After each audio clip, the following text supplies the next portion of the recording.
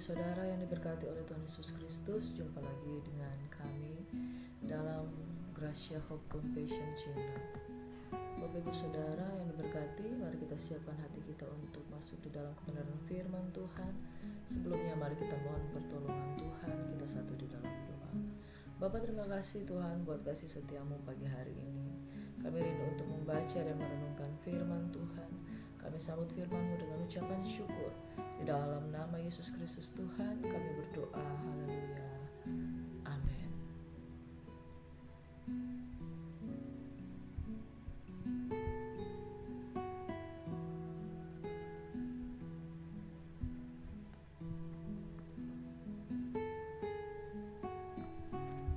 Sekali lagi shalom, saudara yang diberkati. Kita tahu sekarang bahwa Allah turut bekerja untuk mendatangkan kebaikan bagi setiap orang yang mengasihi Dia, yaitu bagi mereka yang terpanggil sesuai dengan rencana Tuhan. Itu sebabnya saudara, perihal mengikuti Tuhan jangan pernah ragu sedikit pun. Bapak Ibu Saudara, bukan kamu yang memilih aku, tetapi aku yang memilih kamu untuk pergi dan menghasilkan buah, dan buah yang ada padamu itu tetap adanya. Timotius lahir dari keluarga yang takut akan Tuhan, sekalipun ayahnya bukan seorang Yahudi, tapi neneknya dan mamanya Eunike dan Lois adalah seorang yang takut akan Tuhan. Apakah itu kebetulan? Tidak ada yang kebetulan. Pada akhirnya dia bertumbuh sebagai seorang anak yang lahir di dalam didikan ibu dan neneknya, menjadi seorang yang takut akan Tuhan. Dan dia kemudian setelah dewasa dia dipertemukan dengan Rasul Paulus, dan oleh karena penumpangan tangan, oleh karena didikan dari Rasul Paulus, dia bertumbuh menjadi seorang pelayan Tuhan. Bahkan dia menggembalakan jemaat Tuhan. Bapak Ibu Saudara, bukan kuat dan gagahnya, selalu Rasul Paulus menguatkan hati Timotius. Dan ingat saudara, ketika firman Tuhan katakan, bukan kamu yang memilih aku, tapi aku yang memilih kamu, aku telah menetapkan kamu untuk pergi.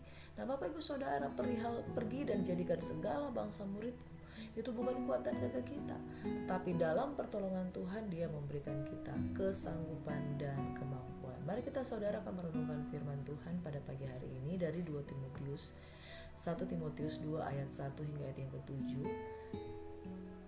Tugas Timotius. Pertama-tama aku menasihatkan, naikkanlah permohonan, doa syafaat, dan ucapan syukur untuk semua orang, untuk raja-raja dan untuk semua pembesar, karena kita dapat hidup tenang dan tentram dalam segala kesalehan dan kehormatan.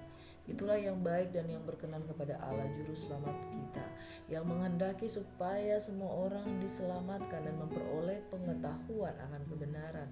Karena Allah itu Esa, dan Esa pula Dia yang menjadi pengantara antara Allah dan manusia, yaitu manusia Kristus Yesus, yang telah menyerahkan dirinya sebagai tebusan bagi semua manusia. Itu kesaksian pada waktu yang ditentukan. Untuk kesaksian itulah aku telah ditetapkan sebagai pemberita dan rasul yang kukatakan ini benar, aku tidak berdusta, dan sebagai pengajar orang-orang bukan Yahudi dalam iman dan kebenaran. Kalau kita lihat di dalam ayat yang ke-6 dan ayat yang ke-7, Rasul Paulus tahu betul bagaimana dia ditetapkan untuk melayani Yesus Kristus yang menjadi tebusan bagi semua orang, dan sebagai pemberita dan rasul. Dan tidak ada dusta bahwa dia menjadi pengajar orang-orang, bahkan orang-orang bukan Yahudi, karena firman Tuhan memang mengatakan bahwa dia adalah seorang yang lahir dalam iman dan kebenaran. Untuk kesaksian itu aku telah ditetapkan sebagai pemberita dan rasul yang kukatakan ini benar, aku tidak berdusta, dan sebagai pengajar orang-orang bukan Yahudi dalam iman dan kebenaran. Bapak Ibu Saudaraku yang diberkati oleh Tuhan Yesus Kristus, perhatikan bagaimana Paulus membimbing Timotius, bagaimana dia harus melakukan segala sesuatu di dalam melayani dan menggembalakan jemaat. Diajarkan bagaimana untuk doa syafaat pun, bagaimana dia diajarkan menaikkan permohonan, doa syafaat, dan ucapan syukur. Ucapan syukur untuk raja-raja dan semua pembesar, agar dapat hidup tenang dan tentram dalam segala kesalehan dan kehormatan. Bapak Ibu Saudara, kalau Tuhan memanggil kita, Dia pasti akan memperlengkapi. Amin. 1 Timotius 2 ayat 8-15 mengenai sikap laki-laki dan perempuan dalam ibadah. Oleh karena itu aku ingin supaya di mana-mana orang laki-laki berdoa dengan menadakan tangan yang suci, tanpa marah dan tanpa perselisihan. Demikian juga hendaknya perempuan. Hendaklah ia berdandan dengan pantas, dengan sopan dan sederhana. Rambutnya jangan berkepang-kepang, jangan memakai emas atau mutiara ataupun pakaian yang mahal-mahal. Tetapi hendaklah ia berdandan dengan perbuatan baik seperti yang layak bagi perempuan yang beribadah. Seharusnya lah perempuan berdiam diri dan menerima ajaran dengan patuh. Aku tidak mengizinkan perempuan mengajar dan juga tidak mengizinkannya memerintah laki-laki. Hendaklah ia berdiam diri, karena Adam yang pertama dijadikan, kemudian barulah Hawa. Lagi pula bukan Adam yang tergoda, melainkan perempuan itulah yang tergoda dan jatuh ke dalam dosa. Tetapi perempuan akan diselamatkan karena melahirkan anak, asal ia bertekun dalam iman dan kasih dan pengurusan dengan segala kesederhanaan. Saudara yang diberkati, di ayat firman Tuhan ini bagaimana kita melihat sikap yang diajarkan di dalam ibadah. Apakah perempuan tidak dapat mengajar? Di sini dikatakan perempuan harus berdiam diri dan menerima ajaran dengan patuh. Dalam hal perempuan mengajar, dia tidak diizinkan untuk memerintah laki-laki, hendaklah ia berdiam diri. Aturan-aturan ini yang kita bawa di dalam pelayanan gereja Tuhan, yang mengatakan aku tidak mengizinkan perempuan mengajar. Bukan berarti perempuan tidak dapat mengajar, tetapi tidak diizinkan. Dalam konteks pada waktu itu, di mana perempuan itu harus berdiam diri, dan perempuan juga diajarkan tidak diizinkan untuk memerintah laki-laki. Nah, saudaraku yang diberkati, mengizinkan konteksnya adalah tidak dibolehkan, tetapi bukan berarti tidak dapat. Karena kalau kita berbicara tentang karunia di dalam 1 Korintus 12, 1 Korintus 14, karunia melayani, karunia jawatan, karunia mengajar, tidak, Tuhan membatasi itu hanya untuk perempuan yang punya jawatan rasul. Tidak cuma laki-laki yang diberikan jawatan rasul, nabi, guru, gembala dan penginjil. Perempuan pun diberikan karunia tersebut. Dan karunia melayani, yaitu karunia memimpin, karunia memberi, dan berbagai karunia roh. Bukan berarti hanya laki-laki yang mendapatkannya.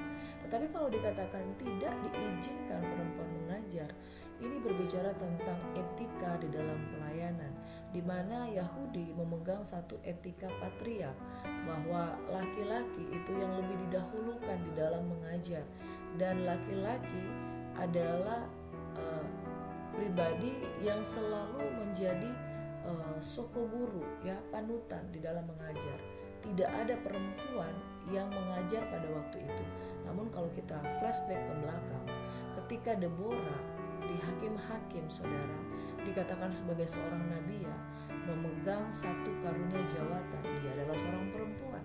Dan Barak pada waktu kehendak Tuhan untuk dia berperkara dengan Sisera, saudara, Barak tidak mau maju. Maka Deborah mengatakan, kalau engkau tidak maju, maka Tuhan akan memberikan kemuliaan itu kepada seorang perempuan.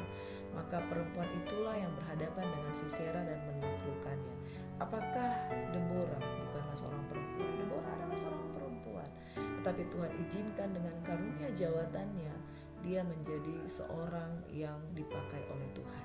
Jadi saudara, konteks pada waktu firman Tuhan disampaikan, seharusnya lah perempuan berdiam diri dan menerima ajaran dengan patuh. Ini berbicara tentang etika pelayanan dan kepatutan pada zaman Yahudi yang sifatnya patriark, di mana perempuan tidak diizinkan mengajar dan tidak diizinkan untuk memerintah laki-laki. Demikian pula zaman sekarang, di mana kalau seorang perempuan mengajar, dia tidak boleh mendominasi, dan kemudian ketika dia pulang ke rumah, dia menjadi seorang istri yang tidak tunduk kepada suaminya. Paulus mengajarkan tidak demikian. Dikatakan hubungannya adalah terhadap Adam dan Hawa. Adam yang pertama dijadikan, kemudian barulah Hawa. Di situ kita lihat bahwa kejatuhan terjadi karena Hawa tidak memperhatikan firman Tuhan dan Adam tidak berfungsi sebagai imam.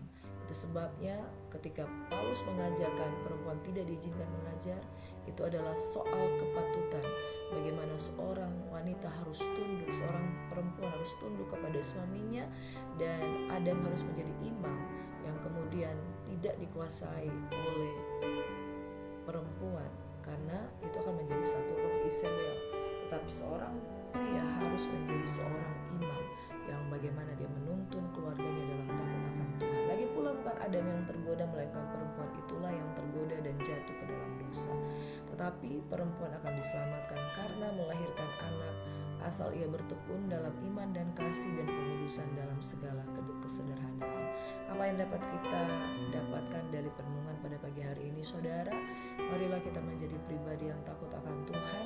Timotius adalah seorang muda yang taat dan tunduk ketika dibimbing untuk menjadi seorang pelayan Tuhan, dan etika-etika pelayanan diajarkan di dalam cara-cara dia untuk memperlakukan dan melayani jemaat Tuhan. Di pasal-pasal yang berikutnya, saudara, kita akan belajar bagaimana Rasul Paulus membimbing Timotius untuk menjadi seorang hamba Tuhan. Dalam hal ini, sikap jemaat pun ditentukan di dalam ibadah, sehingga di situ pelayanan bukan soal bagaimana hubungan kita dengan Tuhan, tetapi pelayanan juga berhubungan dengan sikap kita dengan jiwa-jiwa yang kita layani. Ada etika di dalam pelayanan, dan etika itu yang membuat kita dapat bersinergi baik dengan Tuhan maupun dengan jemaat untuk menerapkan norma-norma yang ada di dalam pelayanan. Demikian firman Tuhan pagi hari ini. Saudara, mari kita satu dalam doa. Bapa, terima kasih Tuhan buat kebenaran firman Tuhan yang sudah kami dengar pada pagi hari ini. Biarlah kami menyambut dengan syukur, kami mau dibimbing, kami mau dibentuk oleh Tuhan, supaya setiap apapun yang menjadi pengajaran Tuhan itu menjadi pedoman dalam hidup kami, baik ketika kami melayani, baik ketika kami dipakai oleh Tuhan. Dan kami percaya firman Tuhan berkata, bukan kamu yang memilih aku, tetapi aku yang telah memilih kamu, dan aku telah menetapkan kamu untuk pergi dan menghasilkan buah, dan buah yang ada padamu itu tetap adanya. Kami percaya Engkau tidak pernah meninggalkan. Ketika kami melayani Tuhan, Engkau memperlengkapi, Engkau meneguhkan, Engkau mempersiapkan, dan Engkau mengutus kami dengan kekuatan kuasa daripadamu. Diberkatilah setiap orang yang melayani Tuhan, karena kami percaya Engkau Tuhan yang setia. Engkau ada di depan kami, Engkau ada di belakang kami, Engkau ada di segala arah untuk membawa kami menjadi pelayan-pelayan Tuhan yang berkenan di hadapan Tuhan. Demi nama Yesus Tuhan kami berdoa, biarlah firman Tuhan menjadi kekuatan dalam hidup kami. Dalam nama Yesus